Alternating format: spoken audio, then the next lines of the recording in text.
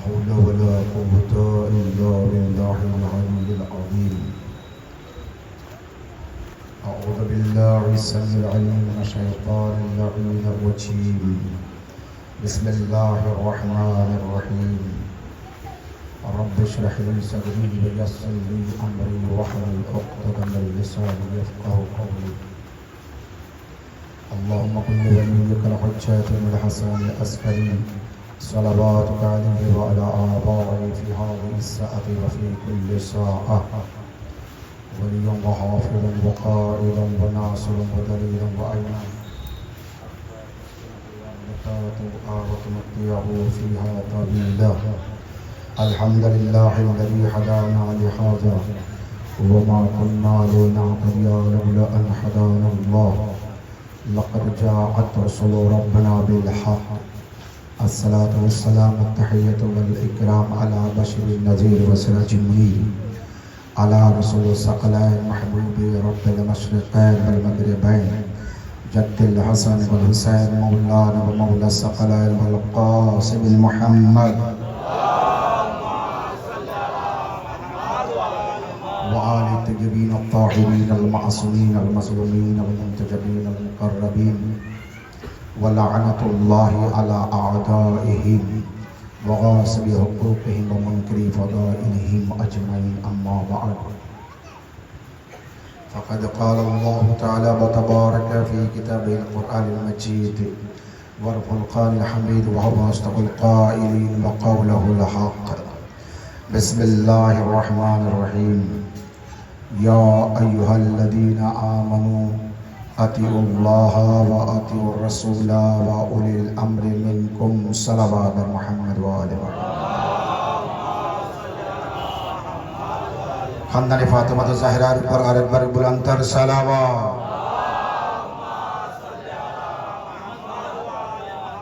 समस्त तारीफ व प्रशंसा एकमात्र अदृश्य शक्ति पाक अल्लाह रब्बुल आलमीনের জন্য। সেই আল্লাহ যে আসমান জমিন চন্দ্র সূর্য নদী নালা খাল বিল পাহাড় পর্বতকে সৃষ্টি করেছেন, যে জোয়ার ভাটা হাওয়া বাতাস সব কিছু যার সৃষ্টি সেই আল্লাহ তাআলার হামদ সানা এবং প্রশংসা। वो আল্লাহ যে খালিক যে মালিক যে রাজিক, সেই আল্লাহর হামদ সানা এবং প্রশংসা। সেই আল্লাহ যে এই কায়নাতকে সাজিয়েছেন, এত সুন্দর আসমানের সামিয়ানা, এত সুন্দর জমিন আমাদের জন্য সৃষ্টি করেছেন, যে জমিনের উপরে আমরা বসবাস করছি চলাফেরা করছি। তো সেই আল্লাহ তাআলার সর্বদাই প্রশংসা এবং তানারই হামদ সানা। আল্লাহ রাব্বুল আলামিন এই মানুষের হেদায়েতের জন্য এক না দুজন না 1,24,000 পয়গম্বরকে দুনিয়ার বুকে প্রেরণ করেছেন মানুষের হেদায়েতের জন্য। 1,24,000 নবী, একটা দুটো না, 1,000 2,000 না, 1,24,000। অত সহজ না, কিন্তু গুনলে এতটা নবীর নাম না খুঁজে পাওয়া যাচ্ছে আর না গণনায় আসছে। 1,24,000 নবীকে দুনিয়ায় পাঠিয়েছেন মানুষের হেদায়েতের জন্য। নবীরা দুনিয়ায় এসে নামাজ পড়ে জান্নাতে যাবে, রোজা রেখে জান্নাতে যাবে, আমল করে জান্নাতে যাবে, এই কারণে নবীরা দুনিয়ায় আসেনি, বরং নবীরা দুনিয়ায় এসেছেন মানুষের হেদায়েতের জন্য। সালাওয়াত। এবং মানুষের হেদায়েতের জন্য আল্লাহ যে নবীদের পাঠিয়েছেন, সে নবীদের খিদমত, সে নবীদের কাজ দেখলে আপনি জানবেন যে কতটা কষ্ট করেছে ইসলাম প্রচারের জন্য, কতটা পরিশ্রম করেছেন ইসলাম প্রচারের জন্য। আবার উম্মতিদের গালি শোনা, উম্মতিরা নবীদেরকে ঠাট্টা করেছে। কেউ নবীকে পাথর ছুঁড়ে মেরেছে, কেউ পাগল বলেছে। নূহ নবী যখন নৌকা তৈরি করে, এমন কেউ ছিল না যে পাগল বলিনি। শুকনো জায়গায় কোনো দিকে পানি নেই আর শুকনো মাটির উপরে যখন নৌকা তৈরি করছিলেন, তো নূহ নবীকে কে না পাগল বলেছে, মাথা খারাপ হয়ে গেছে। দেখো, ঠিক আছে। তো এইভাবে নবী কেন নৌকা করছেন সে নবী জানে, তুমি তো জানবে না। নবীর উপর বিশ্বাস রাখো, কেন করছে জানতে পারবে পরে। আদম আলাইহিস সালাম থেকে নিয়ে সালাওয়াত মুহাম্মদ ওয়া আলি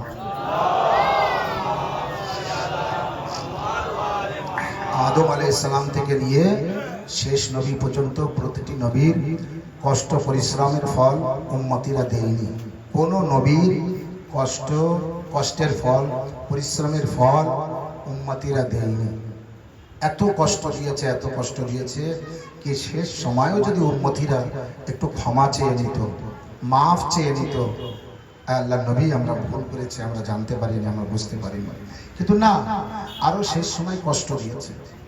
আদম আলাইহিস সালাম প্রথমে শুরু করেছে আদম আলাইহিস সালামের ছেলে কাবিল, এমন কষ্ট দিয়েছে বাপকে, এমন কষ্ট দিয়েছে বাপকে যে বাপ ওই ছেলের থেকে মুখ ফিরিয়ে নিয়েছিল। কারণ আদম আলাইহিস সালামের ছেলে কাবিল হাবিলকে মেরে ফেলে, মারে না শুধু মেরে ফেলে, একদম মেরে ফেলেছে, মানে শহীদ করে দিয়েছে। তো প্রথম নবী আদম আলাইহিস সালাম তার ছেলে হাবিলকে মেরেছে কাবিল। আচ্ছা, মেরেছিল কেন? হিংসা বড় খারাপ জিনিস, হাসাদ বড় খারাপ জিনিস। হাবিলের দোয়া কবুল হয়, হাবিলের মান্নত কবুল হয়, হাবিলের নজর কবুল হয়েছে আর আমার কবুল হয়নি, তবে রে আমি হাবিলকে বাঁচাবো, তো মেরে ফেলি। বাস প্রথম নবী আদম আলাইহিস সালাম কষ্ট পেতে থাকলেন। প্রথম কষ্ট তো আল্লাহ তাআলাকে জান্নাতে দিয়ে আবার দুনিয়ায় পাঠিয়েছে, একটা কষ্ট। আচ্ছা, দুনিয়ায় পাঠিয়েছে তো বলেছে জান্নাতের পোশাক খুলে যাও, পোশাক রেখে আসতে হয়েছে। আচ্ছা, আদমকে দুনিয়ায় যে আসতে হয়েছে, আল্লাহ আদম আলাইহিস সালামকে জান্নাতে রাখার জন্য তৈরি করেনি, জমিনে পাঠানোর জন্য তৈরি করেছিলেন। সালাওয়াত মুহাম্মদ ওয়া আলি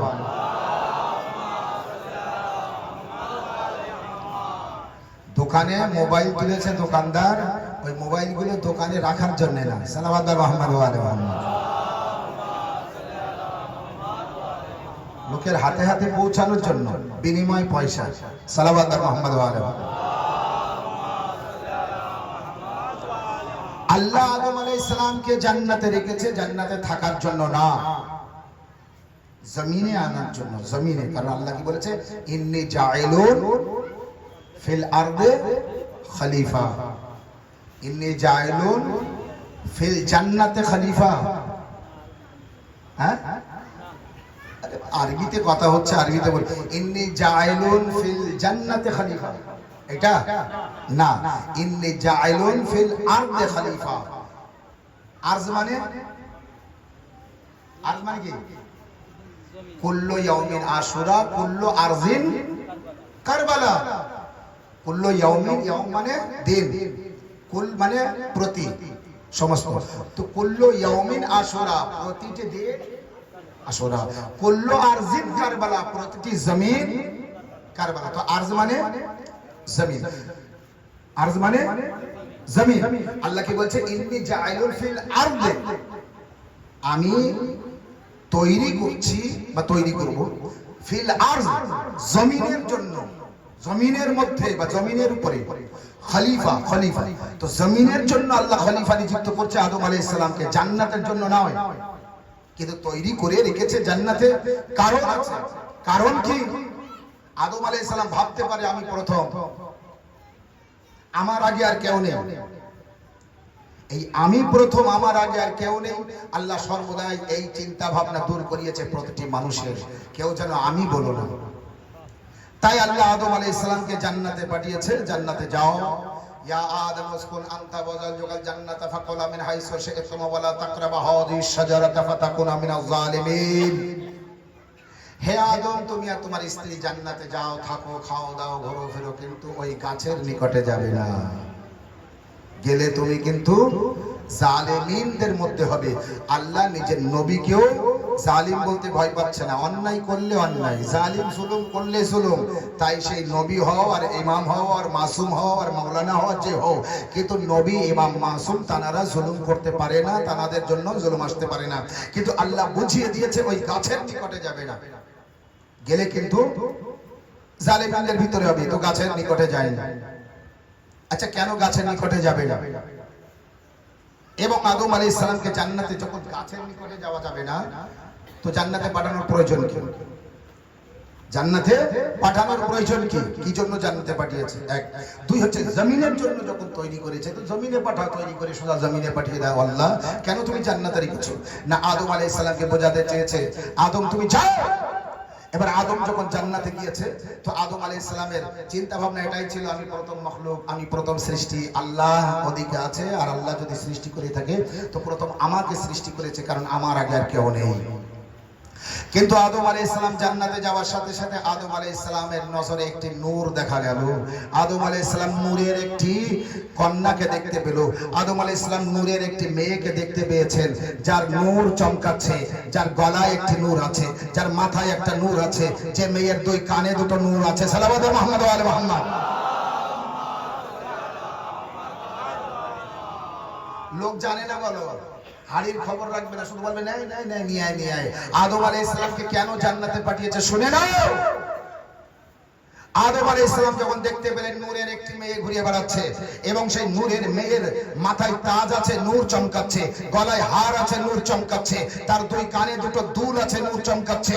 এবার আদম আলাইহিস সালামের যে চিন্তা ভাবনা ছিল, প্রথম নবী আমি, প্রথম মানুষ আমি, প্রথম মখলুক আমি, তো আদম আলাইহিস সালাম তখন বলছে, আল্লাহ আমি তো জানতাম প্রথম আমি তো জানতাম প্রথম মখলুক আমি, প্রথম সৃষ্টি আমি, তুমি আমাকেই সৃষ্টি করেছো, আমার আগে কাউকে করোনি। কিন্তু আল্লাহ জান্নাতে কাকে দেখছি? একটা মেয়ে ঘুরে বেড়াচ্ছে নূরের, ওই দূরে দেখতে পাচ্ছি, যার মাথায় একটি তাজ আছে, যার কানে দুটো দুল আছে, যার গলায় হার আছে। তো আল্লাহ আদম আলাইহিস সালামকে বলছে, আদম আমি তোমাকে কেন জান্নাতে পাঠিয়েছি তাহলে শুনে নাও। ওই যে যাকে দেখছো, যে নূরকে দেখছো, ওই নূরের মারিফাত জানানোর জন্য, ওই নূরের বিষয় জানানোর জন্য আমি তোমাকে জান্নাতে পাঠিয়েছি, এবং তোমার চিন্তা ভাবনা দূর করার জন্য। ওই যে মেয়েটা দেখছো, আখিরি নবীর মেয়ে ওয়া ফাতেমা জাহরা, তার কানে যে দুটো দুল দেখছো, তার দুই ছেলে হাসান ও হোসেন, যার গলায় যে হার দেখছো, তার স্বামী আলী, আর তার মাথায় যে তাজ দেখছো, সে আখিরি নবী মুহাম্মদ মুস্তাফা সাল্লাল্লাহু আলাইহি ওয়াসাল্লাম।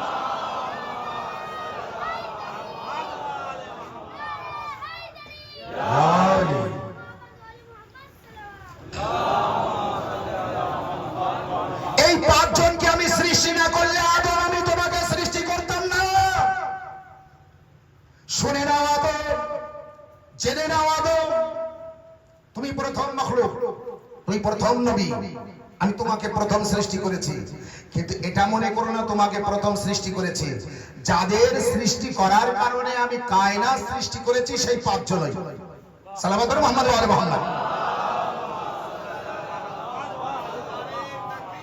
আল্লাহ ইয়া রাসূলুল্লাহ।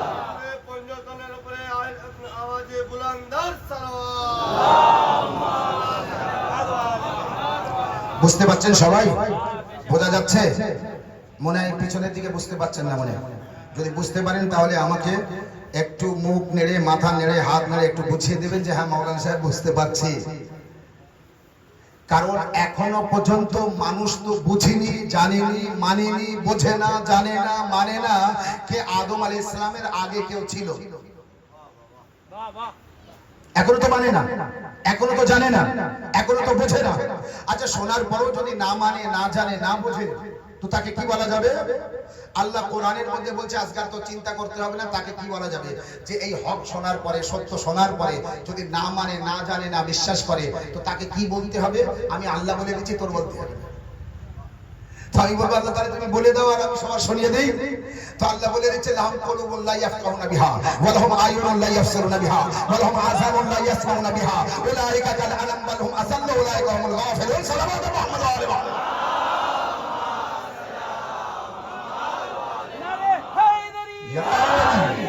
মাশাআল্লাহ,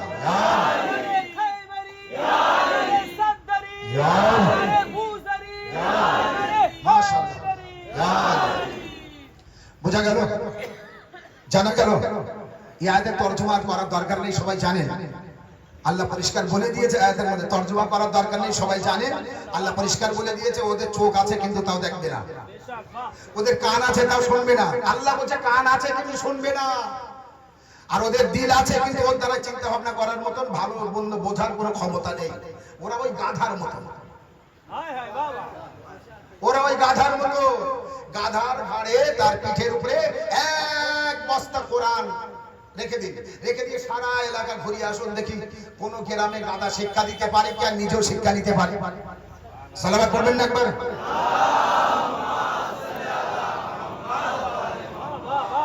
আচ্ছা, আল্লাহ যদি কাউকে মূর্খ বলে, আমি আর আপনি তো জ্ঞানী বলতে পারবো না। আল্লাহ যদি কাউকে গাধা বলে, আমি আর আপনি তাকে মানুষ বলতে পারি না। মানুষের রূপে গাধা, রূপ মানুষের থাকবে কিন্তু গাধা। যেমন রূপ মানুষের ছিল ইয়াজিদের, কিন্তু মালুন, অত্যাচারী, জালিম, শারাবি, বদমাইশ, কিন্তু রূপে তো মানুষ ছিল না। সে তো মানুষ, মানুষ লোক জানতো একটা মানুষ, এবং এও জানতো আমিরুল মুমিনিন। আর এমন ভাবে তাকে বোঝানো হয়েছিল সেই হচ্ছে ইসলামের সব। ইসলাম তার কাছে আছে। সন 61 হিজরিতে একদিকে হুসাইন আলাইহিস সালাম আর একদিকে ইয়াজিদ মালুন। তো ইয়াজিদের দল বল মনে করেছিল ইসলাম ইয়াজিদের কাছে আছে, হুসাইন আলাইহিস সালামের কাছে নেই। কোথায় ইয়াজিদ আর কোথায় হুসাইন?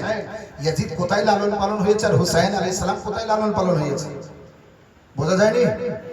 ইয়াজিদ কার কোলে লালন পালন হয়েছে আর হুসাইন আলাইহিস সালাম কার কোলে লালন পালন হয়েছে?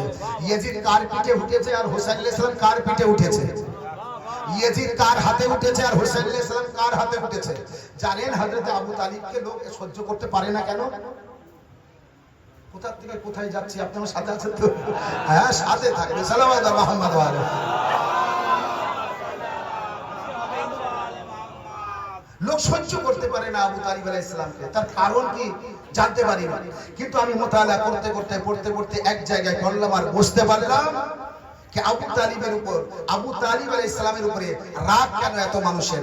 নিশ্চয়ই আবু তালিব আলাইহিস সালামের ঈমানের নারা লাগবে বা ছোট্ট কথা বলছে। আবু তালিব আলাইহিস সালামের উপরে রাগ মানুষের এই জন্য, যে যা লালন পালন করেছে কাফিরকে লালন পালন করেছে, যে যা লালন পালন করেছে কাফিরকে লালন পালন করেছে, যে যা লালন পালন করেছে নিজের হাতে নিয়ে, কোলে নিয়ে, পিঠে নিয়ে, কাঁধে নিয়ে, কাফির লালন পালন করার সুযোগ সবাই পেয়েছে, মুমিন লালন পালন করার সুযোগ কেউ পায়নি।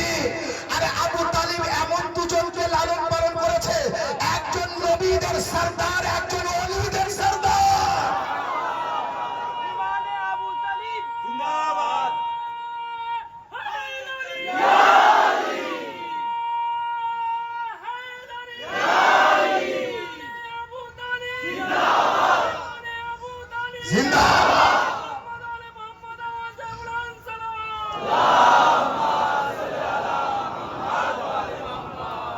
মাশাআল্লাহ, কাফির লালন পালন সবাই করেছে আর করতেও পারে, কিন্তু মুমিন লালন পালন সবাই করতে পারে না।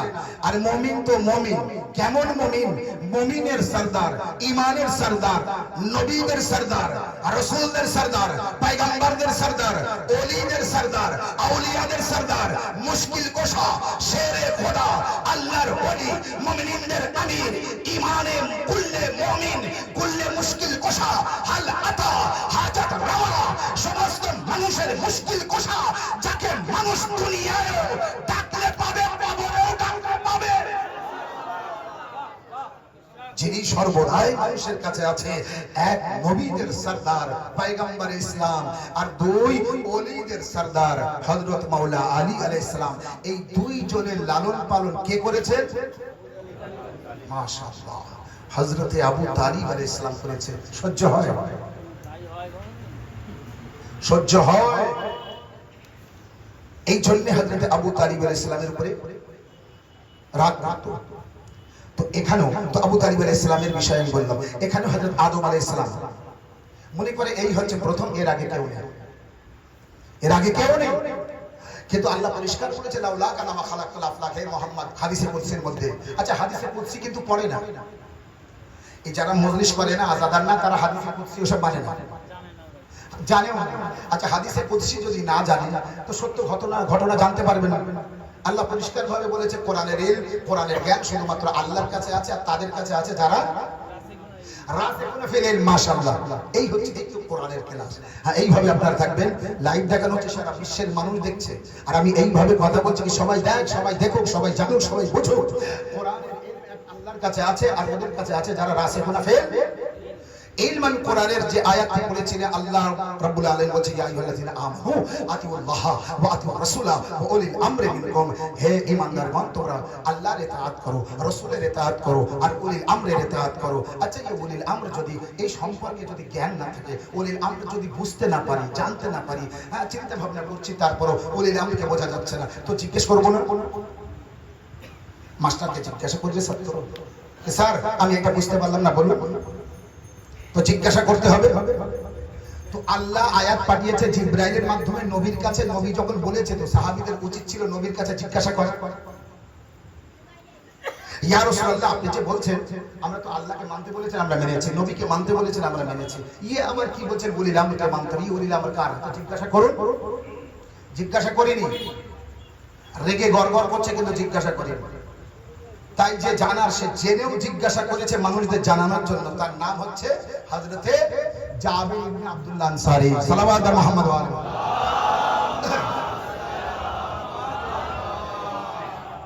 যার থেকে হাদিসে কিসা বর্ণিত। ও জাবির নবীর একজন জলিলুল কদর সাহাবী সাল্লাল্লাহু আলাইহি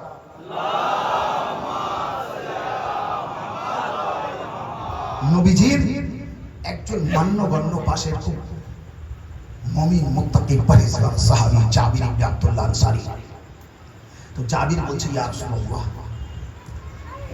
জানি আমি, তারপরও আমি আপনার কাছে জিজ্ঞাসা করব, ভর মসজিদে একজন না দুজন না বহু লোক, এই না যে আমার তরফ থেকে আমি উলিল আমরের মানে অমুককে নিচ্ছি অমুককে নিচ্ছি না, ভরা দরবারে জাবির ইবনে আব্দুল্লাহ আনসারী রাসূলুল্লাহর কাছে জিজ্ঞাসা করেছে ইয়া রাসূলুল্লাহ আল্লাহকে মানতে বলেছেন মেনেছি, সবাই মেনেছে, আপনাকেও মানতে বলেছেন সবাই মেনেছে, আমরা মেনেছি, এই যে উলিল আমরকে মানতে বলছেন এই উলিল আমর কারা?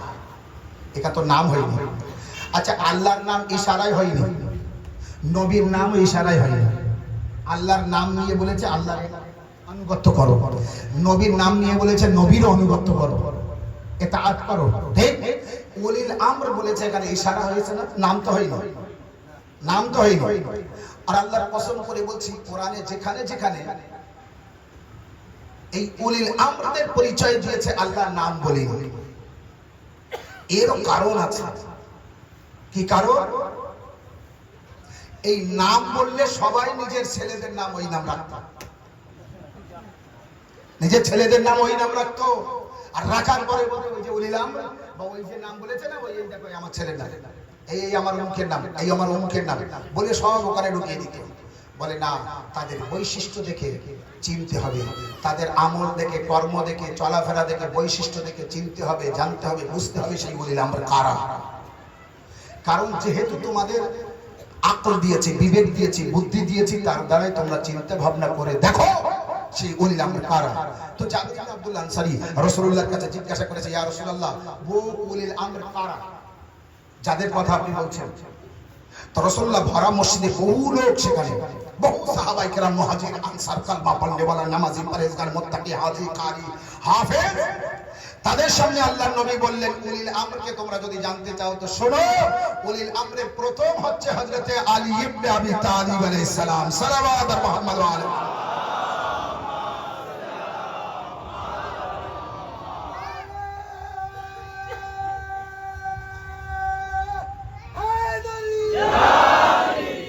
উলিল আমরের প্রথম হযরতে আলী আলাইহিস সালাম, দ্বিতীয় হাসান আলাইহিস সালাম। উলিল আমর নবী নিজে মুখে নাম পড়ে পড়ে দিচ্ছেন। এবার উলিল আমর প্রথম হযরত আলী আলাইহিস সালাম, দ্বিতীয় হযরত ইমাম হাসান আলাইহিস সালাম, তৃতীয় হযরত হোসেন আলাইহিস সালাম, চতুর্থ ইমাম যাইনুল আবেদিন আলাইহিস সালাম, পঞ্চম ইমাম মুহাম্মদ বাকর আলাইহিস সালাম। এই বলেই রাসূলুল্লাহ থেমে গেলেন। থামার পরে বলছে জাবির ওই মুহাম্মদ বাকর আলাইহিস সালামের সাথে তোমার দেখা হবে। কোথায় এখন মুহাম্মদ বাকর? কোথায় এখন যাইনুল আবেদিন আলাইহিস সালাম?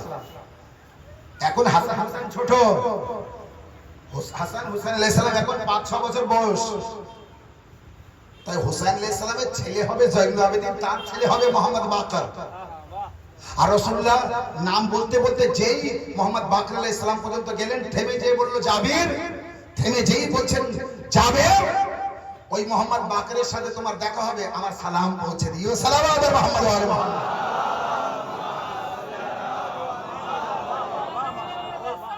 ইয়া রাসূলুল্লাহ, ইয়া রাসূলুল্লাহ।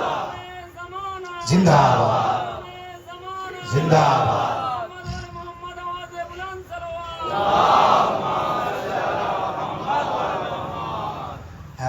নারা লাগে বা দরুদ যে হচ্ছে আলহামদুলিল্লাহ মাশাআল্লাহ খুব ভালো, খুব সুন্দর মাজমা, গাদিরি মাজমা সব ভালো। দুই একজন একটু মন মরা হয়ে দরুদ পড়ছে আর নারা লাগাচ্ছে, মানে মনে করে একদম ঝিমিয়ে আছে, মানে খুব হয়তো ভালোভাবে শুনছেন কিন্তু একদম নড়ানা চড়ানা, গা হাত পা নড়ছে না, তার নারা লাগাচ্ছে দরুদ পড়ছে। আমার নজর যাচ্ছে সেই ব্যক্তির দিকে।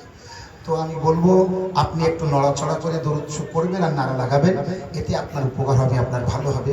কারণ এইরকম মজলিসে বসে যদি মন মরা হয়ে থাকেন তাহলে আপনার মনটা আস্তে আস্তে আরো, এই মজলিসে যদি এই হয় তো মজলিসের বাইরে আরো মরে যাবে।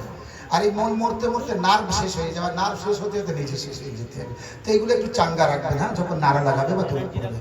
হ্যাঁ হ্যাঁ, সালাওয়াত আর মাহমুদ।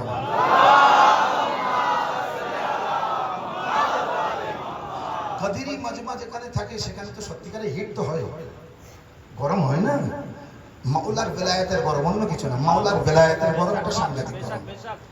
মাওলার বেলায়েতের গরম যারা বুঝতে পেরেছেন তারা বুঝতে পেরেছেন। মাওলার বেলায়েতের গরম একটা সাংঘাতিক গরম। এই মুহূর্তে আপনার কেউ যদি বলে আয় আমি তোর এটা দিচ্ছি ওইটা দিচ্ছি, ওখানে উঠে আয়, তো যদি মাওলার সত্যিকারের বেলায়েত আপনার কাছে থাকে তো আপনি বলবেন যাত্রা, তোর অর্থ তোর এটা ওটা রাখ, আমি এখন মজলিসে আছে। কারণ মজলিসের গুরুত্ব, মজলিসের ফজিলত।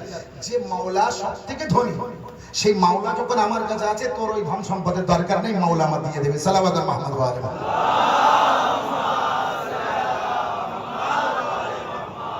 কারণ একটা গরীব যখন মাওলা আলী আলাইহিস সালামের কাছে এসে বলছে যে মাওলা, নাম হচ্ছে মেঘদাদ, মাওলা আমার বিরাট অভাব যাচ্ছে, বাড়ি আসতে 3 দিন খাওয়া হয় না, বিরাট টান টান যাচ্ছে, আর কোনো কাজ কাম হয় না, কিছু পাই না। সাহাবী মেঘদাদ একটা বিরাট ভালো সাহাবী, মুমিন, মুত্তাকি, পরেজগার।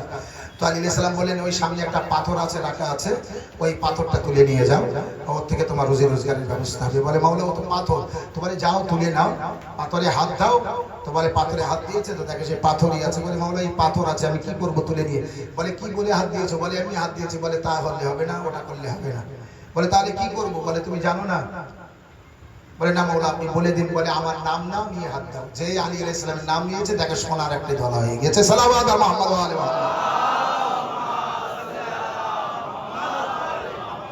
পুরো পাথরটা সোনা। এবার মেঘদাদ বলছে মাওলা আমি এতটা সোনা নিয়ে কি করবো? বলে যতটা পারো নাও আর ছেড়ে দাও। সালাওয়াত আর মুহাম্মদ ওয়া আলাইহি। যতটা তোমার লাগবে নাও আর বাকি সব ছেড়ে দাও। তো বলে মাওলা এত সব তো আমি নেবো কিভাবে? বলে ওখান থেকে কেটে নাও, ছিঁড়ে নাও, তোমার যতটা পারো তুমি মানে নরম করে নিয়ে নাও। বলে মাওলা এত সব তো নরম হবে কিভাবে? বলে জানো না দাউদ নবী লোহা নরম করতো কিভাবে?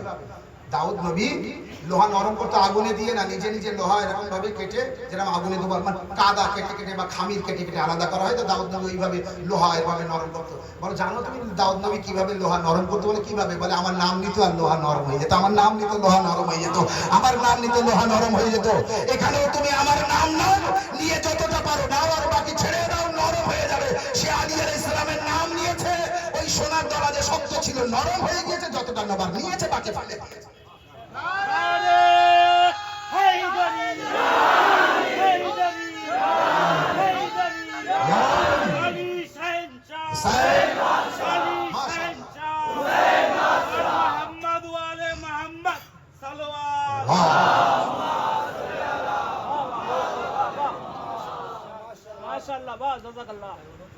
রাসূলুল্লাহ পরিষ্কার বলে দিয়েছেন জাবির যখন তোমার দেখা হবে মোহাম্মদ বাকরের সাথে তুমি আমার সালামটা পৌঁছে দিও।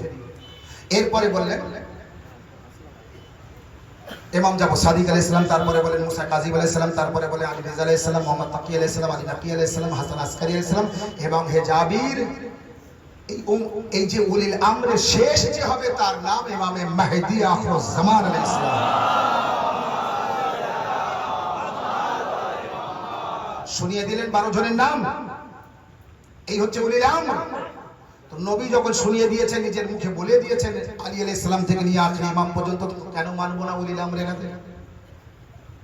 রাসূলুল্লাহর ওফাতের পর, যেহেতু রাসূলুল্লাহ যখন ওফাত হচ্ছে পর্দায় যাচ্ছেন, তিনি ইন্তেকাল হলো, সেই সময় হাসান হুসাইন আলাইহিস সালামের বয়স ওই 6-7 বছরের মধ্যে।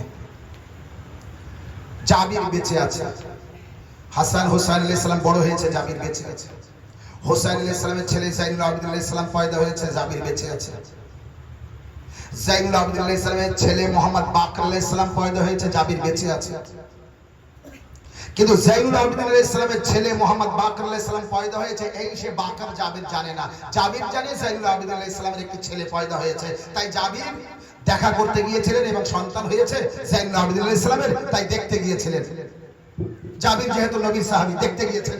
জাবির দেখতে গিয়েছে, যেই দেখতে গিয়েছেন ছোট্ট ইমাম মোহাম্মদ বাকর আলাইহিস সালাম মানে শিশু, যেই জাবির দেখতে গিয়েছে বাচ্চাকে ইমাম জাইনুল আবেদিন আলাইহিস সালামের ছেলে পয়দা হয়েছে আমি দেখে আসি, দেখতে গিয়েছেন, তখন ছোট্ট মোহাম্মদ বাকর আলাইহিস সালাম বলছে, জাবির তুমি দেখতে এসেছো সব ঠিক, আমার নানা রাসূলুল্লাহ সালামটা পৌঁছে দাও।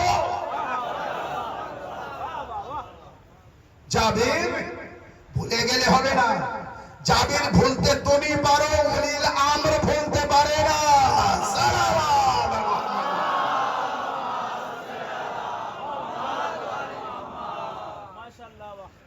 জাবির ভুলে গিয়েছেন, জাবির জানেন না, পরিচয় পাবেন যে এই সেই মোহাম্মদ বাকর আলাইহিস সালাম, তখন হয়তো মনে আসতে পারে, কিন্তু এখন তো মনে আসবে না যে একটা বাচ্চা পয়দা হয়েছে, দেখতে গিয়েছি ইমামের সন্তান পয়দা হয়েছে। কিন্তু সেই মোহাম্মদ বাকর আলাইহিস সালাম বলে দিচ্ছেন, জাবির নানা রাসূলুল্লাহর সালামটা পৌঁছে দাও। তো তখন বলে, হ্যাঁ রাসূলুল্লাহ আমাকে বলেছিলেন মোহাম্মদ বাকর আলাইহিস সালাম পয়দা হবে, তার সাথে তোমার দেখা হবে, আমার সালামটা পৌঁছে দিও।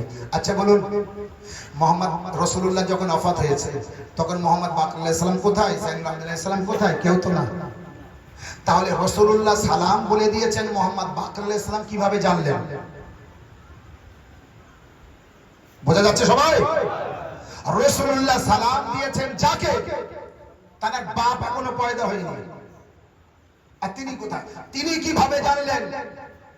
যদি আপনার ঈমান থাকে, বিশ্বাস থাকে, তাহলে আপনি মেনে নেবেন যেহেতু উলিল আমর তারা দুনিয়ায় আসার আগে দুনিয়ার খবর রাখে, আর দুনিয়া থেকে যাওয়ার পরেও দুনিয়ার খবর রাখে। এখন যেহেতু বলবেন মাওলা আলীর জামানা নেই, ইমামে হাসান আলাইহিস সালামের জামানা নেই, ইমামে হুসাইন আলাইহিস সালামের জামানা নেই, শেষ ইমাম পর্যন্ত ইমামে মাহদী আলাইহিস সালাম পর্দা গায়েবে আছে, অতএব এখন কোনো ইমাম নেই, এখন কোনো রাহবার নেই, এখন কোনো নেতা নেই, এখন কোনো হাদী নেই, এখন কোনো শিক্ষক নেই। না, রাসূলুল্লাহ যখন বলে গিয়েছে আল্লাহর কথা, উলিল আমর থাকবে থাকবে থাকবে এবং আছে। সালাওয়াত মুহাম্মদ।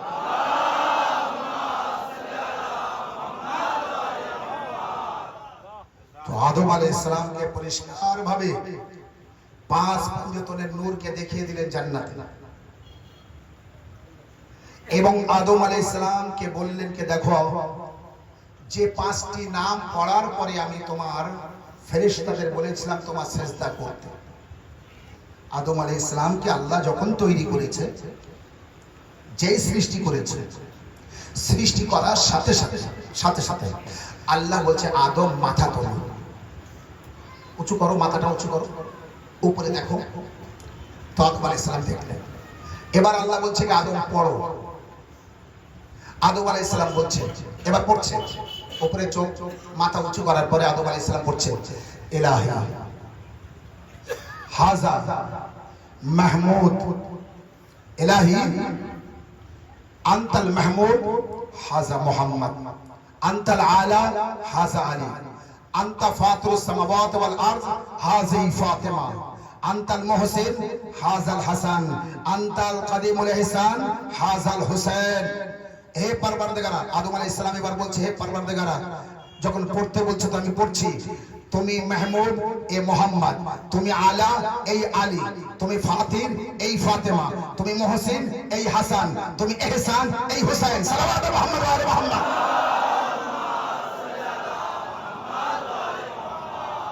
আদম আলাইহিস সালাম যেই 5টি নাম পড়লেন, যেই 5টি নাম পড়লেন, আল্লাহ বলছে, ফেরেশতারা আদমে সেজদা কর, হে ফেরেশতারা আদমে সেজদা কর।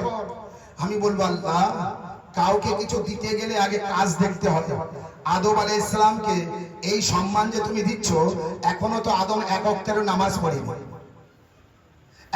একদিনেরও রোজা রাখিনি, একদিনও কোরআন পড়িনি, কোনো আমল করিনি, দান করিনি, খায়রাত করিনি। হে আল্লাহ, আদমের এত ইজ্জত কিসের, আদমের এত সম্মান কিসের, আদমের সাজদা কেন?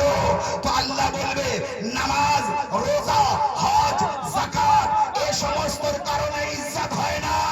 আদম নিজের মাযহাব জাহির করে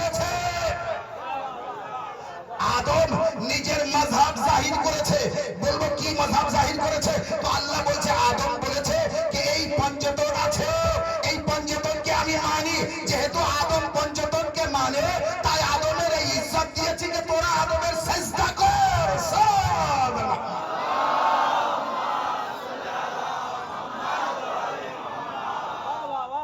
हर पंजतनी এত ইজ্জত রাখে, সম্মান রাখে।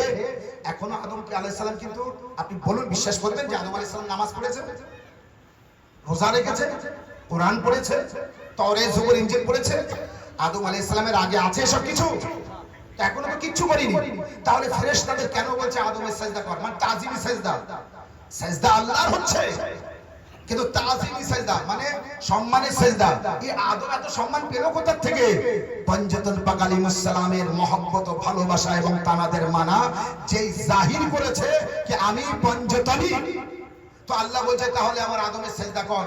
মানে আর তো কিছু নেই যে ফেরেশতাদের বলবে এই আমার আদমে যা, তোরা আপেল দে, সন্দেশ দে, গাপড় দে, এটা দে, ওটা দে, মানে স্বাগতম জানা, খুশি যা, মোবারকবাদ দে। না, কি করবে? আল্লাহ বলছে সেজদা কর আদমের। সবাই করেছে, ইবলিস করেনি। তাহলে প্রথম পঞ্চতনীকে সবাই মেনেছে, যে মানিনি সে শয়তান। যে মানিনি সে শয়তান। পঞ্চতনকে যে মানিনি সে শয়তান। বাকি সবাই মেনেছে, পঞ্চতনীকে শয়তান মানেনি। আচ্ছা বলুন, আমরা কার আওলাদ? আদমের আওলাদ। আমরা যদি এখন বলি আমি কার ছেলে? বাপের ছেলে। আপনি কার ছেলে? বাপের ছেলে। তো বাপের ছেলে তো প্রমাণ দিতে হবে যে বাপ কা বেটা। যখন আমরা আদমের সন্তান, তাহলে আমার মাযহাবও সেই মাযহাব হবে যে মাযহাব আদমের। আদমের মাযহাব যদি পঞ্চতনী মাযহাব হয়, তার ছেলেদের কি মাযহাব হওয়া উচিত? হায়দারি হায়দারি হায়দারি আর মুহাম্মদ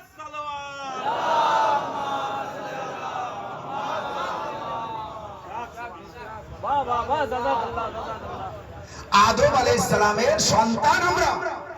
পৃথিবীর মধ্যে যত মানুষ আছে আমরা সব আদমের আওলাদ, সব আদমের আওলাদ।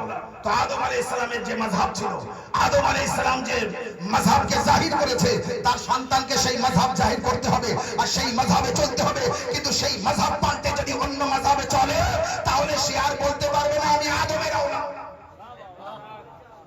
সে আদমের আওলাদ জাহির করতে পারবে না।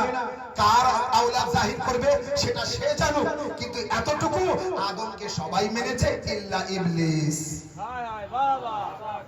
আদম পঞ্চতনী, আদমকে সবাই মেনেছে, শুধুমাত্র ইবলিস মানেনি। ইবলিসের কথা হলো আল্লাহ তোমার মানি, তোমার সেজদা করব সব জায়গায়, এই দুনিয়ার প্রতিটি জমিনে বলো তো আমি সেজদা করব, কিন্তু আদমের সেজদা করতে পারবো না, কারণ আমার শত্রু তো পঞ্চতনের সাথে, আর আদম পঞ্চতনী, তাই আদম জানি মানি। আমার রাগ পঞ্চতনের সাথে। কার? ইবলিসের রাগ। তাই যারা যারা পঞ্চতনের সাথে রাগ দেখায়, বা যাদের পঞ্চতন পাক আলাইহিস সালামের উপরে রাগ আছে, তারা মরবে কিন্তু পঞ্চতন পাক আলাইহিস সালামকে ভালোবাসবে না, আর যারা ভালোবাসে তাদেরকেও ভালোবাসবে না। পঞ্চতনী মাযহাবকে জাহির করতে হবে। আল্লাহ আদম আলাইহিস সালামকে দুনিয়ায় পাঠিয়েছে। আদমের ছেলে হয়েছে হাবিল কাবিল। ওই হাবিলের ছেলে থেকে আস্তে আস্তে আস্তে আস্তে আদম আলাইহিস সালামের জান্নাত থেকে আল্লাহ আবার কিছু ছেলে পাঠিয়েছে, জান্নাত থেকে আবার কিছু মেয়ে পাঠিয়েছে। এই মেয়েকে ওর সাথে, ওই মেয়ে ওর ছেলেকে এর সাথে বিয়ে দিয়েছে।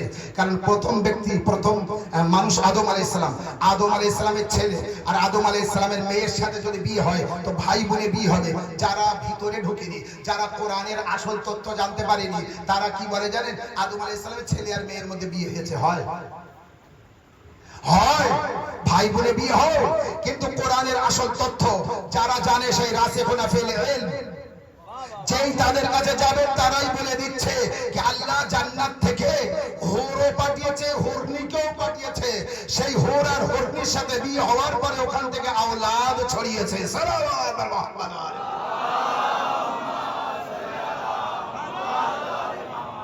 কারণ আদম আলাইহিস সালামের ছেলের সাথে বিয়ে হলো জান্নাতের হুরনির, আদম আলাইহিস সালামের মেয়ের সাথে বিয়ে হলো জান্নাতের হুরের। হুর মানে ছেলে আর হুরনি মানে মেয়ে। বোঝা গেল? প্রথমে বুঝতে পারেননি যে জান্নাতের ছেলে মেয়ের থেকে যদি সন্তান হয়, তাহলে আদমের সন্তান কিভাবে হলো? আদমের সন্তান এইভাবে এসছে, জান্নাত থেকে ছেলে আর মেয়ে দিয়েছে।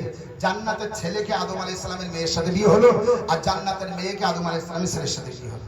মেয়ে মানে হুর আর হরনি। এখান থেকে আদম আলাইহিস সালামের আওলাদ আস্তে আস্তে এই পর্যন্ত। তো বোঝা গেল আদম আলাইহিস সালামের মাযহাব হলো পঞ্চতনী মাযহাব। পঞ্চতনী মাযহাব। আমাদের মাযহাব কি মাযহাব? একবার আমরাও তো জাহির করি আর জোর গলায় বলি, আমরাও সেই পঞ্চতনী মাযহাব রাখি। আমাদেরও তো সেই পঞ্চতনের মাযহাব। আমরা সেই মাওলা আলীকে মানি, আমরা সেই নবীকে মানি, মাওলা আলী আলাইহিস সালামকে মানি, মা ফাতেমা জাহরাকে মানি, ইমামে হাসান আলাইহিস সালামকে মানি, ইমামে হুসাইন আলাইহিস সালামকে মানি। এক কথায় আমরা পঞ্চতনী মাযহাব রাখি।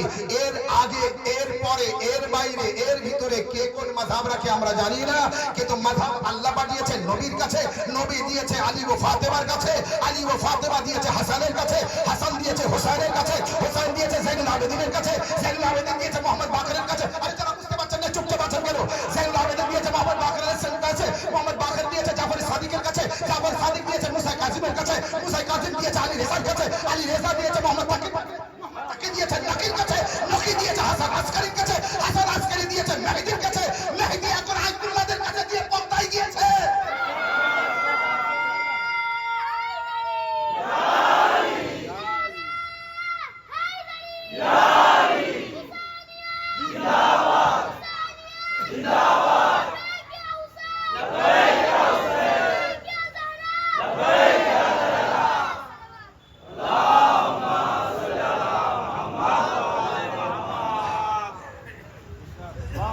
আমাদের আয়াতুল্লাহ মার্জা তানাদের দ্বারাই দুনিয়ায় দিয়ে ইমামে জামানা রেখে আমাদের থেকে পর্দার আড়ালে আছেন। তিনি অন্য কোনো দেশে না, অন্য কোনো পৃথিবীতে নেই, অন্য কোনো দেশে নেই, অন্য কোনো মুলকে নেই, আসমানের উপরে নেই, জমিনের নিচে নেই, তিনি আমার ও আপনার মাঝে আছেন। কে? উলিল আমরের শেষ বাতি, উলিল আমরের শেষ যিনি উলিল আমর, তেনার নাম হচ্ছে হযরত ইমামে মেহেদী।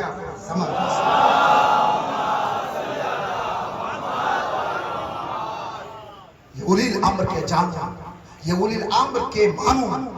উলিল আমরকে জানার দরকার আছে, উলিল আমরকে মানার দরকার আছে, উলিল আমরকে বোঝার দরকার আছে। জানবো না, মানবো না, বুঝবো না, আর আমি এমনি নামাজ পড়ে যাব, এমনি রোজা রেখে যাব, এমনি হজ করে যাব। আল্লাহর কসম করে বলছি, নবীর জামানায় যারা ছিলেন তানাদের নামে মাযহাব একদিকে, আর নবীর জামানায় থাকা তো দূরের কথা, যারা পয়দা হয়নি, হ্যাঁ হ্যাঁ আমার সাথে আছেন, যারা পয়দা হয়নি, যারা নবীকে দেখিনি, নবীর জিয়ারত করিনি, নবীর দর্শন করিনি, নবীর কথা শুনতে পাইনি, নবীর চলা দেখতে পাইনি, নবীর বসা দেখতে পাইনি, নবীর আখলাক কেমন, নবীর চরিত্র কেমন, নবী দেখতে কেমন, নবীর গঠন কেমন, নবীর কথা কেমন, নবী খেতেন কিভাবে, নবী বসতেন কিভাবে, নবী চলতেন কিভাবে, নবী উঠতেন কিভাবে, নবী ময়দানে কিভাবে থাকতেন, ঘরে কিভাবে থাকতেন, বাইরে কিভাবে থাকতেন, চলতেন কিভাবে, মানুষের সাথে মিশতেন কিভাবে, যারা দেখেনি, যারা জানেনি, তারা বুঝেনি, তারা না দেখে, না জেনে, না বুঝে তাদের নামে মাযহাব তৈরি করেছে। সেই মাযহাব একদিকে, আর নবীর সাথে ওঠা বসা খাওয়া দাওয়া মাওলা আলীর মাযহাব আর একদিকে।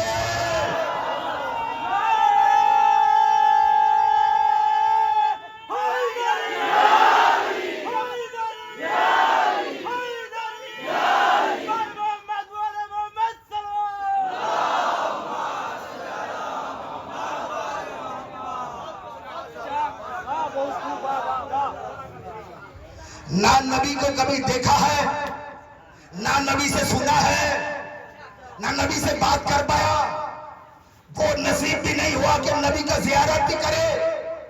और ये नसीब होगा कैसे जबकि पैदा ही नहीं हुआ, जबकि अभी मां जना नहीं, जबकि बाप पैदा नहीं हुआ, बाप ने पैदा हुआ, ना मां पैदा हुई, और ना मां बाप ने जना है, पैदाइश है, कुछ भी नहीं है। नबी को ना जियारत कर पाया, ना नबी से बात करने पाया, ना नबी के कौल सुनने पाया, और वो अपने नाम से मजहब तैयार किया, वो अपना ही नाम से मजहब बनाया। और ये वो अली है जिसके नाम पे खुद नबी ने फरमाया, या अली अंत वसियतुहुमुल फाइदुन, हे अली, या अली, या अली अंत वसियतुहुमुल जन्नह, अली তুমি আর তোমার শিয়ারা কামিয়াব, আলী তুমি আর তোমার শিয়ারা জান্নাতি। ये মাযহাব খুদ নবী নিজের মুখ দিয়ে বলেছেন, সেই মাযহাবে আমরা আছি। বাঁচতে চাও তো এসো, সাল্লাল্লাহু আলাইহি মুহাম্মদ আলে মুহাম্মদ।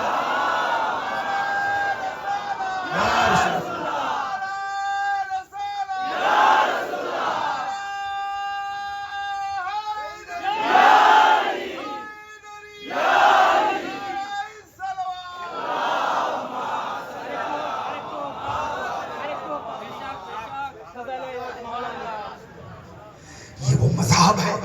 ये वो मजहब আছে, ये वो दीन আছে, ये वो শরিয়ত আছে। ভিতরে এখনো জায়গা আছে, আসতে পারবেন। সালাওয়াত মুহাম্মদ ওয়া আলাইহি।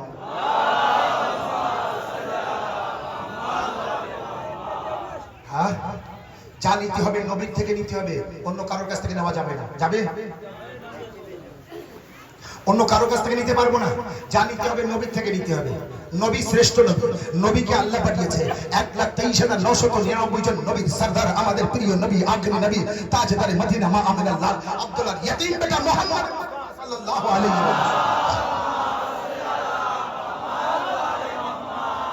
তাকে আল্লাহ পাঠিয়েছে। তিনি মাযহাব প্রচার করেছেন, মাযহাব প্রচার করেছেন, করে করে করে করে শেষ পর্যন্ত তিনি চলে যাওয়ার আগে সব দিয়ে গিয়েছেন রাসূলুল্লাহ মাওলা আলী আলাইহিস সালামের হাতে, মা ফাতেমা জাহরার হাতে, ইমাম হাসান আলাইহিস সালামের হাতে, ইমাম হুসাইন আলাইহিস সালামের হাতে। এই থাকলো আমার দ্বীন ও মাযহাব ও শরিয়ত ও কোরআন ও হাদিস, যা কিছু থাকলো আমি তোমাদের কাছে দিয়ে যাচ্ছি। আলী আইনা তোমার কাছে রেখে যাচ্ছি, ফাতেমা তোমার কাছে দিয়ে যাচ্ছে, হাসান তোমার কাছে দিয়ে যাচ্ছে, হুসাইন তোমার কাছে দিয়ে যাচ্ছে। এই আলী, ফাতেমা, হাসান, হুসাইন নবীর পরে আলী আলাইহিস সালাম, ফাতেমা, হাসান ও হুসাইন আলাইহিস সালাম, এই চারজন নবীর মাযহাব প্রচার করবে না অন্য কোন মাযহাব, নবীর মাযহাব। এই চারজন আর নবী পাঁচজন, এনাদের মাননেওয়ালার মাযহাব। আর যারা নবীকে কোনোদিন দেখেনি তাদের মাযহাব কোন মাযহাব ঠিক? আপনি ইনসাফ করে বলুন। কোরআন মাথায় রাখুন, রাখুন কোরআন মাথায় রাখুন। কোরআন মাথায় নিয়ে বুকে হাত রেখে ইনসাফ করে বলুন, আপনার পরদাদা বা আপনার পরদাদার পরদাদা যাকে আপনি দেখেননি,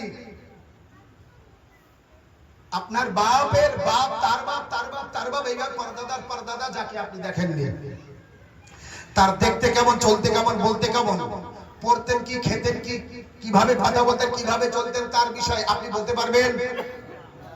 যে ব্যক্তি পয়দা হলো নবীর ইন্তিকালের 300 বছর পর, সে পয়দা হয়ে স্কুলে পড়ে লেখাপড়া শিখে নিজের নামে মাযহাব তৈরি করলে ও মাযহাব নবীর মাযহাব হলো? আর মাওলা আলী নবীর দেখে, নবীর চলা, নবীর ওঠা, নবীর সাথে, নবীর হাতে লালন পালন কে হয়েছে? মাওলা আলী আলাইহিস সালামকে নবী আলী আলাইহিস সালামের যখন 3 দিন বয়স, কাবা ঘরে নবী আনতে গিয়েছিলেন না, জাননি? গিয়েছিলেন। কাবা ঘর থেকে নবী আলী আলাইহিস সালামকে নিয়ে এসেছিলেন। তো আলী আলাইহিস সালাম নবীর তখন হাতে ছিল, হাতে ছিলেন। তো নবী আলী আলাইহিস সালামকে নিজের হাতে করে লালন পালন করেছেন, ফাতেমা জাহরাকে নিজের হাতে লালন পালন করেছেন, হাসান হুসাইনকে নিজের হাতে লালন পালন করেছেন। এনারা বেশি নবীর বিষয় বলতে পারবে না নবীর ওফাতের 300 বছর পর পয়দা হনেওয়ালা বলতে পারবে? এনারাই বেশি বলতে পারবে। এবার মাযহাব কার থেকে নেবেন? শুধু বলেন মা আজকার বড় চিৎকার করে, আজকার মাওলানা বড় চিৎকার, চিৎকার এমনি করি না, দলিলের সাথে কথা বলি, কোরআন ও হাদিসের সাথে কথা বলি। আসল মাযহাব নিতে গেলে নবীর থেকে নিতে হবে, নবী ছাড়া অন্য কারোর কাছ থেকে মাযহাব নিতে পারবো না। কারণ আল্লাহ 28 পারা সূরা হাশরের 7 নম্বর আয়াতে বলেছে, মা আতাকুমুর রাসূলু ফাখুযুহু ওয়া মা নাহাকুম আনহু ফান্তাহু। আমার রাসূল যা দেবে তাই নেবে, যা দেবে না তো নেবে না। আমার রাসূল যা তোমাদের দেবে সেটাই গ্রহণ করবে, যা দেবে না তা থেকে বিরত থাকবে। খবরদার, যেটা দেবে না সেটা যেন নিতে যেও না। তো নবী যা দেয়নি সেটা নেবো কেন, আর নবী যেটা দিয়েছে সেটা ছাড়বো কেন? বোঝা যায়নি? নবী যেটা দিয়েছেন সেটা ছাড়বো কেন, আর যেটা দেননি সেটা গ্রহণ করবো কেন? এটাই তো মাযহাব। তো আল্লাহ কোরআন পাকের মধ্যে পরিষ্কার বলেছে, মা ইয়া আইয়ুহাল্লাযিনা আমানু আতিউল্লাহ ওয়া আতিউর রাসূলা ওয়া উলিল আমরি মিনকুম। হে মানুষ সকল, ইমানদার ব্যক্তি শোনো, তোমরা আল্লাহর অনুগত হও, নবীর অনুগত হও, আর উলিল আমরের অনুগত করো। উলিল আমর যারা, খবরদার তাদের বিরুদ্ধে যেও না, তাদের বিরুদ্ধে চলো না। তারা যা বলে মেনে নিও, যা বলে সেটাকে শুনো, সেটাই গ্রহণ করো, এতে তোমাদের লাভ হবে। খবরদার যেন তোমরা না শোনার ভান করে থেকো না, না দেখার ভান করে থেকো না, না বোঝার ভান করে থেকো না। সালাওয়াত মুহাম্মদ ওয়া আলি মুহাম্মদ।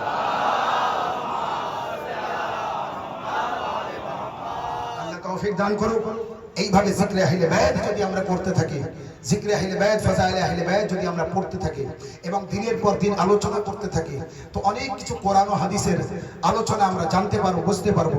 কারণ যখন আল্লাহ মাওলা আলী আলাইহিস সালামের এই ফজিলত দিয়েছে, যে ফজিলত অন্য কারো দেয়নি, তো আমি আর আপনি যদি চেষ্টা করি যে আলীর ফজিলত আলী আর আলীর মধ্যে রাখবো না, অন্য কারোর ভিতরে দিয়ে দেবো, অন্য কারোর মধ্যে দিয়ে দেবো, তো এই আমারও আপনার চেষ্টা হতে পারে, কিন্তু এই চেষ্টা কামিয়াব হবে?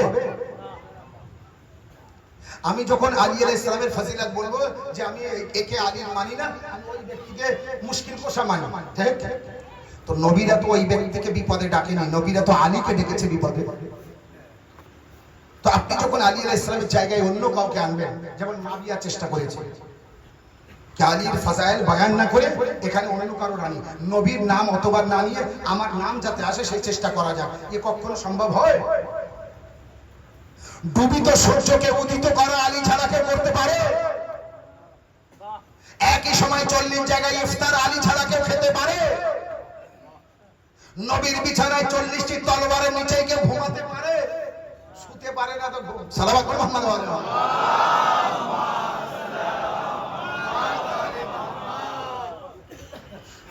ঘুমাতে পারে? ঘুম কোথা থেকে আসে?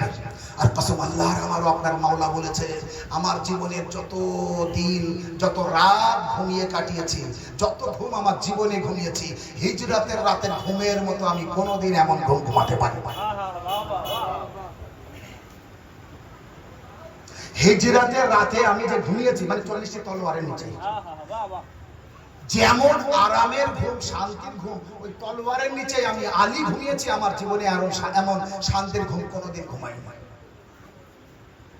আরে চিনুন আলী, যে উলিল আমর, প্রথম আলী চিনুন, আলী আলাইহিস সালামকে চিনুন। লোক যে যাকে মারে, এইসব মারপিট হয় না, এসব কিসের জন্য? না মানার কারণে। মানে আমি আপনাকে মারবো, মেরেই ফেলবো, কিসের জন্য? আপনি আমাকে মানেন না তাই। হ্যাঁ, তুই আমাকে মানিস না, তুই আমার পাশে থাকিস না, তুই আমার এই করিস না, এই করিস না, এই তো শত্রুতা। আর কেউ কাউকে যদি মেরে থাকে তো না মানার কারণে মারে। ফেরাউন যাদের মেরেছিল কিসের জন্য? ফেরাউনকে না মানার কারণে। ঝিমিয়ে গেলেন তো আমি ঝিমিয়ে যাবো, মারাবো কি? তাহলে শেষ করে দেবো নাকি?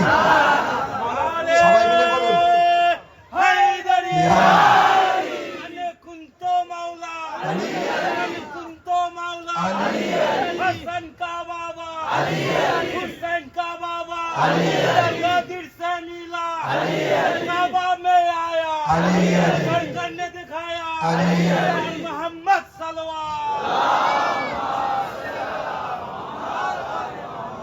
যদি বলেন বেশি হয়ে যাচ্ছে তাহলে ইনশাআল্লাহ কাল খেলা হবে। হ্যাঁ, সালাওয়াত আলা মুহাম্মদ।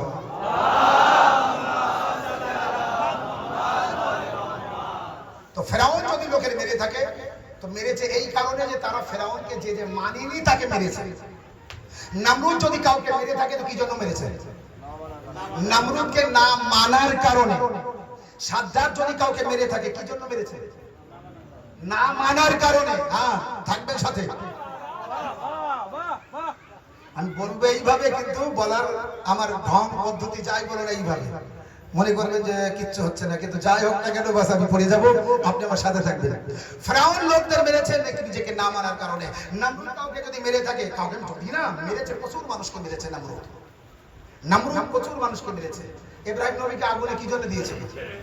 নমরুদকে না মানার কারণে। হ্যাঁ, তো নমরুদ যাকে যাকে মেরেছে এই জন্য নমরুদকে না মানার কারণে। ফেরাউন যাকে যাকে মেরেছে এই জন্য ফেরাউনকে না মানার কারণে। সাদ্দাত যাকে যাকে মেরেছে এই জন্য সাদ্দাতকে না মানার কারণে। দুনিয়ায় সেখান থেকে আজ পর্যন্ত কেউ কাউকে যদি মারে তো না মানার কারণে।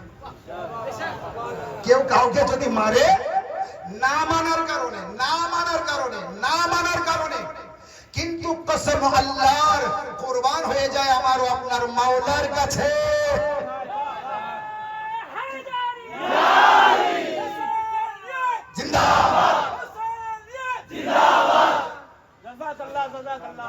যে যাকে মেরেছে দুনিয়ার মধ্যে ইতিহাস চলচল করছে, যে যাকে মেরেছে না মানার কারণে, মানিনি তাই মেরেছে। আমারও আপনার মাওলা মানুষকে মেরেছে এই কারণে যে আমাকে মেনো না, না বোঝাতে পারিনি। নমরুদকে আল্লাহ মানেনি বলে নমরুদ লোকদের মেরেছে, ফেরাউনকে আল্লাহ মানেনি বলে ফেরাউন লোকদের মেরেছে, সাদ্দাত লোকদের মেরেছে নিজেকে না মানার কারণে। মাওলা আলী লোকদের মেরেছে এই জন্য কি আমাকে খোদা মেনো না।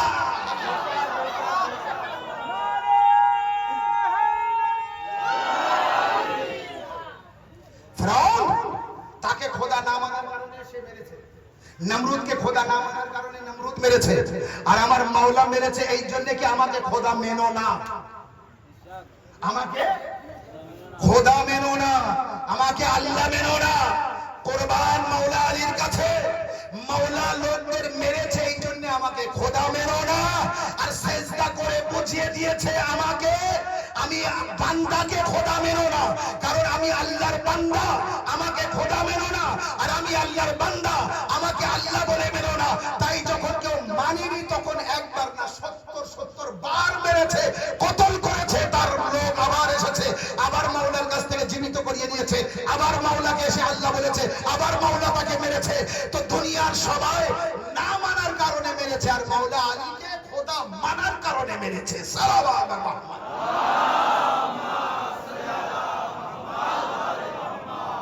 এই হচ্ছে বলিলাম সীমাহীন মানুষ। একজন নেতা আছে না এলাকার, যেমন তেমন নেতা, তাকে যদি আপনি প্রধানমন্ত্রী হিসেবে মানেন তো সে একেবারে লাফিয়ে লাফিয়ে বোঝা যায়নি। উনি বাবারে আমাকে সম্মান করছে না, এলাকার দোকানের ফুল আর নেই, সব আমার গলায়, আমার সব বোঝে, কিন্তু আমারও আপনার মাওলা যতটা আছে ততটাই মানতে বলেছে, তার থেকে বেশি মেনেছে তো মেরেছে। এই হচ্ছে বলিলাম তারা যেখানে সেখানেই থাকবে, তার থেকে বেশিও মানতে পারবেন না, কমও মানতে পারবেন না। কম মানলো গুনাহগার, বেশি মানলো গুনাহগার। তাই তিনি পরিষ্কার বলেছে আমি আল্লাহর বান্দা, দেখো আমি সেজদা করছি। আর যে যাকে আল্লাহ বলে মেনেছে, খোদা বলে মেনেছে, উপাসনা করার জন্য সূর্যকে অনেকে কোনো পুজো করে না, করে না? আপনারা জানেন পুকুরে যখন গোসল করতে যাবে, হ্যাঁ জানেন, তো যারা সূর্যকে এখনো খোদা বলে মানে, সাপকে খোদা বলে মানে, পাথরকে মানে, কোরবান হয়ে যায় মাওলার কাছে। ডুবিত সূর্যকে উদিত করে বুঝিয়ে দিয়েছে যে ডুবে যায় সে খোদা হয় না। পাথর খোদা, পাথরকে নবীর কাঁধে উঠে ভেঙে বুঝিয়ে দিয়েছে যে ভেঙে যায় সে খোদা। সাপকে যারা খোদা মেনেছে, দোল্লায় শুয়ে সাপকে চিরে বুঝিয়ে দিয়েছে সাপ খোদা হয় না।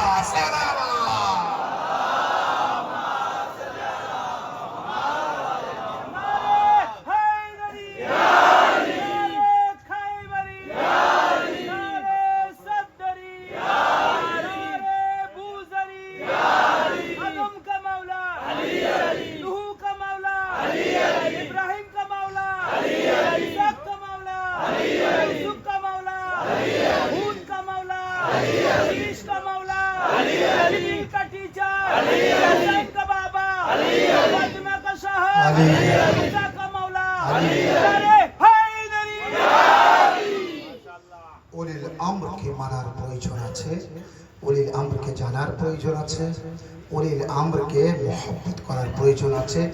উলিল আমরকে না জানলে, না চিনলে, না বুঝলে কিন্তু কিছুই কবুল হবে না। এই জন্যে আল্লাহ একজনকে বা কোনো এককে মানতে বলেনি, ইতাআত করতে বলেনি, আনুগত্য করতে বলেনি। যখন বলেছে তিনজনকে, আল্লাহর, নবীর আর উলিল আমর। এই জন্যই তো কলেমার বাক্য একটাও না, দুটোও না, তিনটে। আল্লাহ, লা ইলাহা ইল্লাল্লাহ, রাসূল, উলিল আমর। তো মুহাম্মদ রাসূলুল্লাহ, আর একজন আছে উলিল আমর, তো আছে আলিয়াল ওয়ালিউল্লাহ।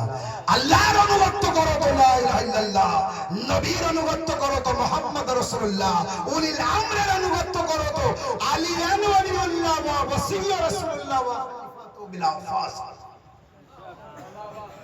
পরিষ্কার, একেবারে পরিষ্কার মাযহাবের মধ্যে কোনো দোষ ত্রুটি, কোনো ময়লা কালো কিছু নেই, পরিষ্কার একেবারে।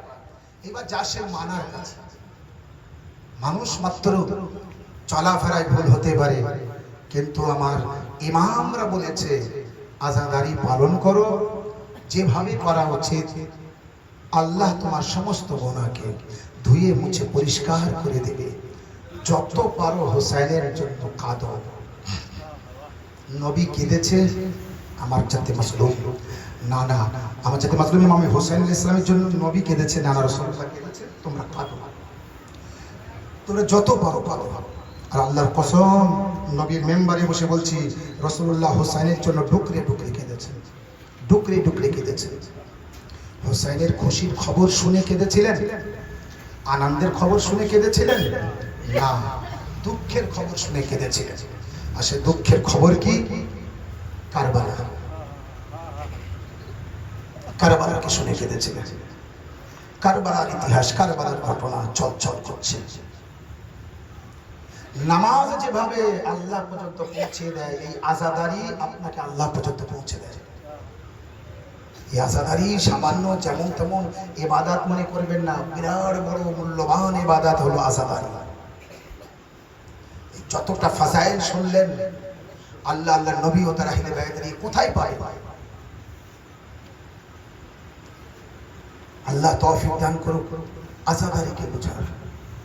ইমাম হুসাইন আলাইহিস সালাম যে কুরবানি কারবালায় দিয়েছেন, দুনিয়ার মধ্যে এমন কুরবানি কেউ দিতে পারেনি, আর কখনো পারবে না। আছে আছে এমন কোন বাপ তার দুধের শিশুর জানাজা নিজের হাতে নিয়ে দাঁড়িয়ে থাকতে পারে? আছে এমন কোন মা যার শিশুকে তার বাপের হাতে তুলে দেয়, জানে কে আমার শিশু হরমুলা অপেক্ষা করছে আমার আসগারের গলায় তীর মারার জন্য? তারপরও বললেন, মাওলা হজ্জাত তামাম করতে হবে। ইমাম হুসাইন আলাইহিস সালামের এই যে 6 মাসের শিশু, নাম আলী আসগার, যে আলী আসগার মদিনা থেকে আসার সময় তার বোন হযরতে সুগরার গলা জড়িয়ে ধরে রেখেছিলেন। মাত্র কয়েকদিন বয়স, তখন 18 থেকে 22 দিন বয়স।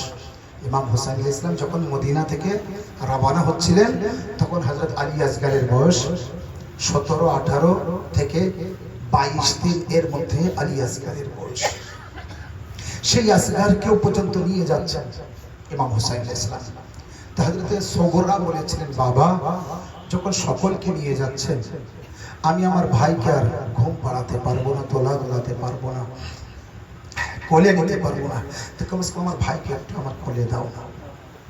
আলী আসগার সেই বোনের কোলে গেলেন। তো যাওয়ার পরে বোনের গলা জড়িয়ে, ছোট্ট ছোট্ট দুটো হাত দিয়ে বোনের গলা জড়িয়ে ধরেছেন। ইমাম হুসাইন আলাইহিস সালাম যখন আলী আসগারকে চেয়েছিলেন, সুগরা দাও আমার আসগারকে, তো জনাবে সুগরা বলেছিলেন, বাবা জোর করে যেন আমার ভাইকে নিও না, জোর করে আমার ভাইকে নেবে না। আমার ভাইয়া যদি নিজের ইচ্ছায় যায় তো আমার ভাইয়া যাবে, জোর করে বাবা সকলকে নিয়ে যাচ্ছ, কাউকে রেখে যাচ্ছ না, আমার ভাইয়া যদি না যায় যেন নিয়ে যাবে না, জোর করে নেবে না। তখন ইমাম হুসাইন আলাইহিস সালাম বলেছিলেন, ঠিক আছে সুগরা, আমি জোর করে নেব না, তো কোনো কমস কম আলী আসগারের কানে আমার একটা কথা বলতে দাও। আজাদারো, ইয়ে কেমন সন্তান, 17 থেকে 22 দিন বয়স, তার কানে বাপ কি বলবে আচ্ছা বুঝে নেবে। কিন্তু ইমাম হুসাইন আলাইহিস সালাম আলী আসগারের কানের কাছে মুখ নিয়ে গেলেন।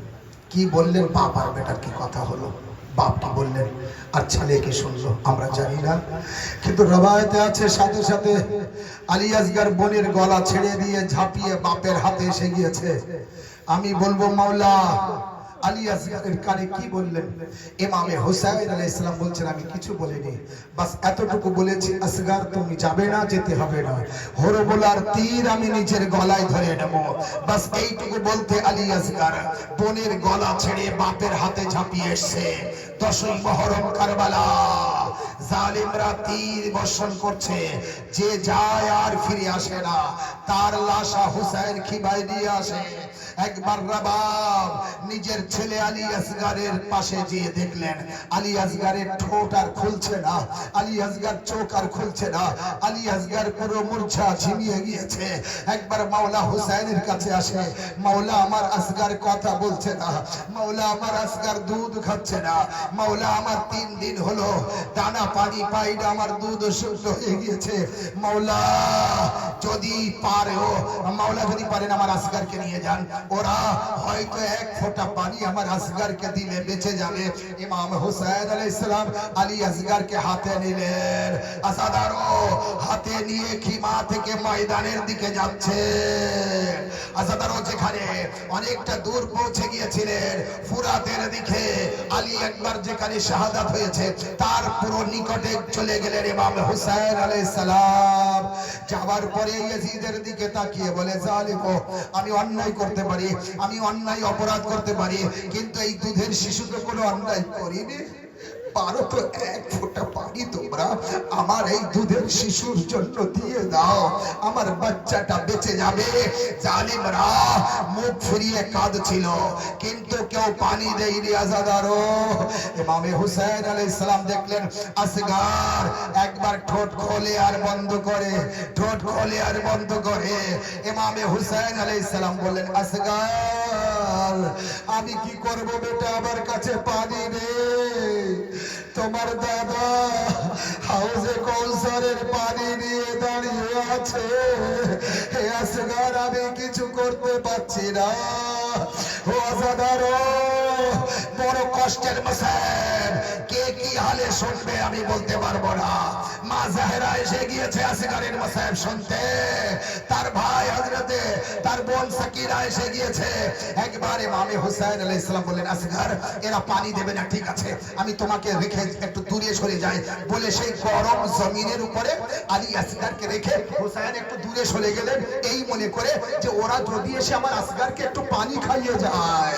হুসাইন দূরে দাঁড়িয়ে দেখছে গরম জমিনের উপরে ধান ফেলে দিলে যেমন ক্ষয় হয়ে যায়, আসগার ওইভাবে তড়পাচ্ছে। পুকুরের মাছ যদি উপরে রেখে দিলে যেমন তড়পায়, আসগার ওইভাবে তড়পাচ্ছে। রবাবের কলিজার বোটা ওইভাবে তড়পাচ্ছে। হুসাইন সহ্য না করতে পেরে এসে আসগারকে কোলে তুলে নিলেন। ও আসগার রে, এরা পানি দেবে না আমি বুঝতে পেরেছি। আসগার কবি হুজ্জাতকে তামাম করো। শুকনো ঠোঁটের উপরে জিহ্বা ঘোরাচ্ছিলেন, এমন সময় বিচারি সাদ হুকুম করছে, আয়না আয়না হুরমুলা একটা কালামুল হুসাইন। এই হুরমুলা কোথায় আছে? হুসাইনের কালামকে শেষ করে দাও। হুসাইন দেখলেন হুরমুলার তীর আসছে, পাশে দিয়ে চলে যায়। দ্বিতীয়বার তীর আসছে, পাশ দিয়ে চলে যায়। একবার বিচারে সাদ বলছে, হুরমুলা তোমাকে আমি খুঁজে নিয়ে এসেছি, সব থেকে তীর চালানেওয়ালা, তোমার তীর কেন এইটুকু বাচ্চার গলায় লাগছে না? হুরমুলা বলছে, বিচারে সাদ আমি যখন তীর ছুটছি জানো আমার তীরের সামনে আলী আসগারের গলার সামনে কে কে গলা পেতে দিচ্ছে? যে নবীর কলেমা পড়ি সেই নবী এসে গলা পেতে দিচ্ছে। হুরমুলা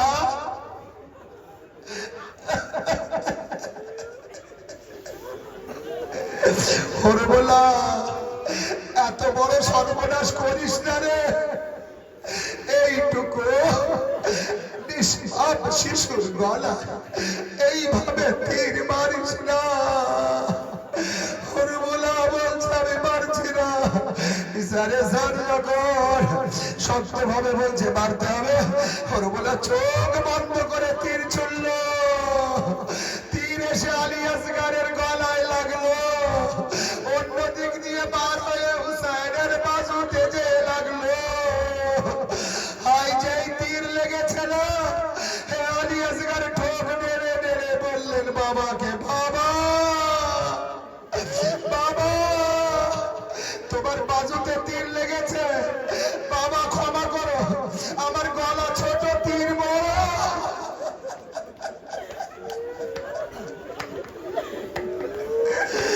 ইয়া হুসাইন,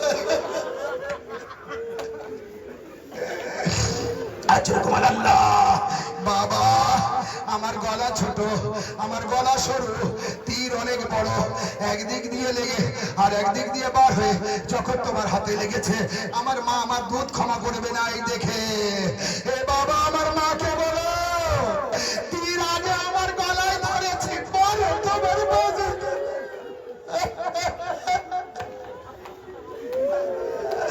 ওয়াজাদারো চোখের পানি শুকনো হয়ে যাবে, আবার পানি আসবে। আমার যুগের ইমাম আলী আসগারের শাহাদাত মনে করে আর এত কাঁধে চোখ দিয়ে রক্ত বার হয়। আজাদারো কাঁদর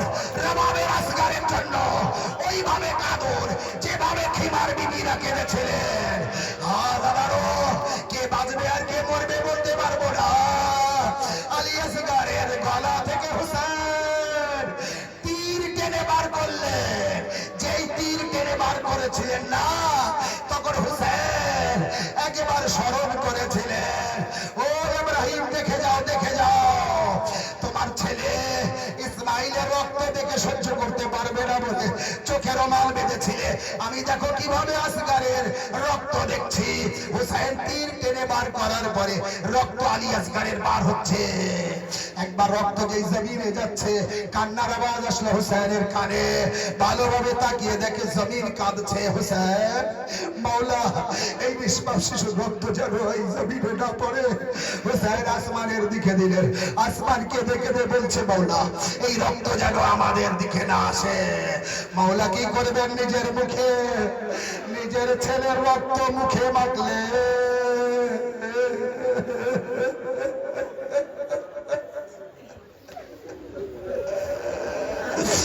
ছেলের রক্ত পাপ নিজের মুখে রেখে হুসেন আলী আসগরের মাইয়াতকে নিয়ে ভাবছেন, আমি কি করব আল্লাহ, আল্লাহ, আমি যদি এখানে রেখে যাই তাহলে জালিমরা পাগল করে দেবে, যদি নিয়ে যাই তাহলে ওর মা ফুপি মারা যাবে। হুসেন আলী আসগরের মাইয়াত নিয়ে ভাবছিলেন, এক পা আগে যায় আর এক পা পিছিয়ে আসে, এইভাবে 7 কদম আগে যায়, আবার 7 কদম পিছিয়ে আসে। আর হুসেন আসগরের মাইয়া,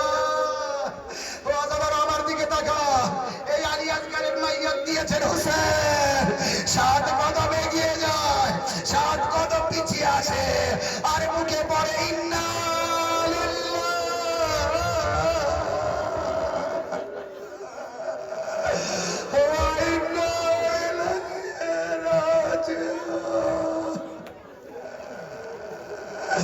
জানি না কিয়ামত কেন আসেনি ওই সময়, আসমান ভেঙে পড়েনি কেন ওই সময়।